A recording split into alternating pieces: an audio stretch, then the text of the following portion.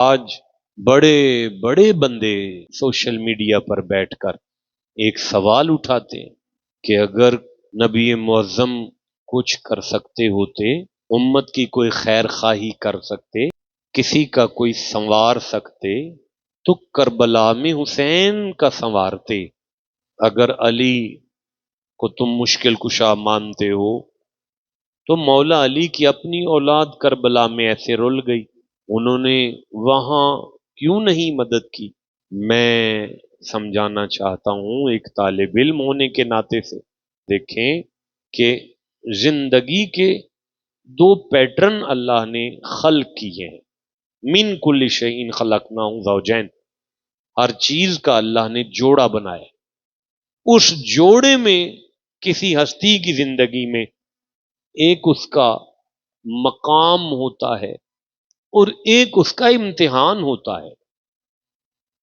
لوہے قلب پر سونے کے قلم سے لکھ لیں، اللہ کی بارگاہ میں جب کسی ہستی کا مقام دکھانا ہو تو مسئلے، معاملات اور زندگی کا انداز کچھ اور ہوتا ہے، لیکن اگر کسی ہستی کا امتحان دکھانا مقصود ہو تو اس کے لیے معاملات کچھ اور ہوتے ہیں۔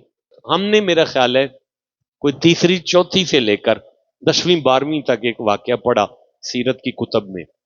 ویسے علماء کہتے ہیں کہ یہ بات درست نہیں ہے، لیکن لکھا ہوا ہے کہ کوئی خاتون تھی مکے میں جو نبی معظم کے راستے میں کوڑا ڈالتی تھی۔ یہ جملہ نہیں ہے کہ سرکار کے اوپر کوڑا ڈالتی تھی، حضور کے اوپر نہیں کوڑا ڈالتی، سرکار کے راستے میں کوڑا رکھتی تھی۔ اچھا، سرکار کے راستے میں کوڑا ڈالنے والی خاتون اپنی زندگی بھر حضور کے راستے میں کوڑا ڈالتی رہی۔ اب یہ واقعہ ہم نے 5ویں کلاس سے لے کر 10ویں 12ویں تک تو پڑھا ہے۔ آج کچھ دوست کہتے ہیں کہ یہ بے سند واقعہ ہے، لیکن کوئی بات نہیں، اگر بے سند بھی ہے تو ہم اس سے سبق اخذ کرنے کے لیے اسے استعمال کر رہے ہیں کہ مائی نبی پاک پر کوڑا ڈالتی ہے۔ آپ تو مفتی ہیں، آپ جانتے ہیں ضعیف حدیث بھی پڑھی جا سکتی ہے، تو یہ تو پھر ایک واقعے کی صورت ہے۔ چلیں اب اس مقام، اس مرحلے کو ذرا 1 منٹ کے لیے سائڈ پہ کریں۔ ابو جہل تھک چکا ہے، سارے حملے کمزور ہو چکے ہیں۔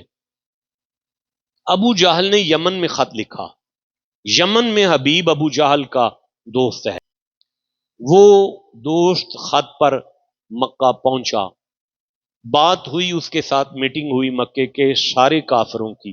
اس طرح عبداللہ کا بیٹا ہے، ہمارے خاندان میں سے ہے، ہمارے بھائی کی اولاد ہے، نبوت کا اس نے دعویٰ کیا ہے، ہم تھک گئے ہیں، جانور اس کی گواہی دیتے ہیں، پرندے ہماری بغلوں میں کلمے پڑھ چکے ہیں، چلتے ہوئے کو پتھروں نے سلام کیا ہے، پتھر تیر پڑے ہیں، جانور بول پڑے ہیں، پرندے گواہی دے چکے ہیں، ہماری سمجھ بند ہو چکی ہے۔ حبیب نے کہا مجھے ملاؤ۔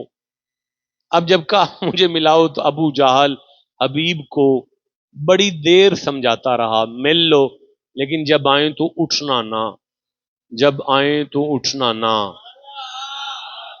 لیکن مصطفیٰ کا آنا تھا، حبیب اٹھ کر کھڑا ہوا، ابو جہل کے خانیوں گئی کہ اب اسلام یمن تک چلا گیا۔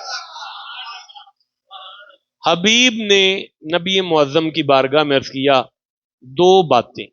نبی پاک نے فرمایا ابھی اس نے باتیں بتائی نہیں، سرکار نے فرمایا 1 شام کو پوری کر دوں گا، 1 جب گھر جاؤ گے تو پوری ہو چکی ہوگی۔ اب شام ہوئی، سرکار پہاڑی پر چڑھے، آسمان کا چاند چمکا،